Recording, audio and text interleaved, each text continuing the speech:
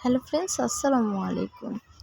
আজকে যখন জানালার গ্রিলটা ধরে আকাশের দিকে তাকিয়েছিলাম, তখন মার কথা প্রচণ্ড মনে পড়েছিল।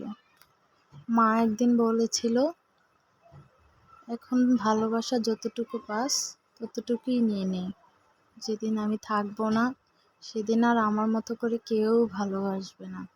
কথাটা যেন আজকে পরিণতি পেল।